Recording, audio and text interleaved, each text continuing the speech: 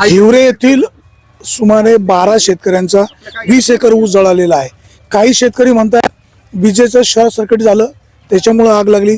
काही शेतकरी म्हणतात स्थानिक शेतकऱ्यांनी पासट पेटवल्यामुळे आग लागलेली आहे. वीज वितरण कंपनीचे अधिकारी इथं पोहोचले नव्हते असं आपण म्हणत होतो, परंतु इथं आर्वीकर साहेब आलेले आहेत. वीज मंडळाने सुद्धा दखल घेतलेली आहे. सर काय सांगाल, नेमकी वस्तुस्थिती काय आहे आणि यात तुमचा काही रोल आहे का? कुठे शॉर्ट सर्किट होऊन ऊस जळाला आहे का? पाहणी केली आहे मी आता सद्यस्थितीत येऊन रिपोर्टिंग सुद्धा केलेलं आहे विद्युत निरीक्षक यांना. आता याच्यावरून आपण असं सांगू शकत नाही लगेच काय आहे ते. माननीय विद्युत निरीक्षक बुधवारी येणार आहेत, ते घटनास्थळी भेट देतील आणि त्यानंतर हे काय झालं कशावरून ह्याचा आपण शहानिशा नक्की करणार. आता एक आपण सांगू शकतो, जर इथं तुमच्या ज्या विद्युत वाहिन्या आहेत या सगळ्या सेफ आहेत, कुठलीही विद्युत वाहिनी तुटलेली नाही, मग काय स्पार्किंग झालं असेल का किंवा त्या लाईनच्या वर ऊस गेला असेल का, काय असू शकतं? असं सांगू शकत नाही आपण त्याचं, परंतु इथे कुठेही म्हणजे लाईनचा स्पार्किंग वगैरे झालेलं नव्हतं, फ्यूज गेलेला नव्हता, तार तुटलेली नाहीये, लाईनला ट्रिपिंग कुठल्या प्रकारे आलेलं नव्हतं. सर मला एक सांगा, आपण जे लोकांच्या शेतामधनं विजेची लाईन नेलेली आहे, भविष्य काळामध्ये ती बांधावरनं नेता येईल का किंवा बाहेर काही काढता येईल का? वेगळी पर्यायी उपाययोजना काही करता येईल का?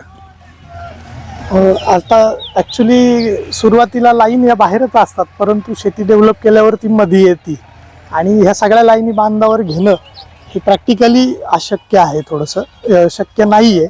पण जिथे अंडरग्राऊंड हे ग्रामीण भागामध्ये शक्य नाही आहे सर.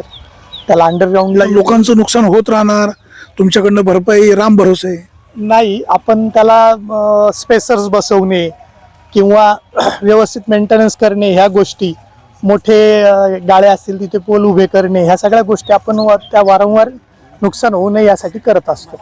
जगाचा पोशिंदा तो बळीराजा विविध संकटांचा सामना करत असतो. हिवरे या ठिकाणी 12 शेतकऱ्यांचं 20 एकर ऊसाचं जळून अक्षरशः भस्मसात झालेलं आहे. अनेकांच्या केबल जळाल्या, अनेकांचे पाईप जळाले, ठिबकचे सेट जळाला, काहींचा ऊस मुदतपूर्व तोडल्यामुळे त्यांचंही नुकसान झालेलं आहे. आता ज्या शेतकऱ्यांचा ऊस मुदत संपलेली होती, त्याची वेळ गेली होती, तर तो अगोदर तोडला असता तर कदाचित त्यांचं नुकसान झालं नसतं. परंतु घटना ही सांगून होत नाही. विघ्नर कारखाना, त्यांचं संचालक मंडळ, कारखान्याचा संपूर्ण प्रशासन, अध्यक्ष सत्यशील दादा शेरकर, आपण एवढी मोठी यंत्रणा म्हणजे साधारण 1,500हून अधिक ऊसतोडणी मजूर, 150हून अधिक टायर बैलगाड्या या ठिकाणी आपण लावल्यात. तोडणी वेळेवर करतायत, आपल्याला मनापासून धन्यवाद. सुरेश वाणी, विघ्नर टाइम्स, हिवरेतर्फे. तो काय नाव तुझं?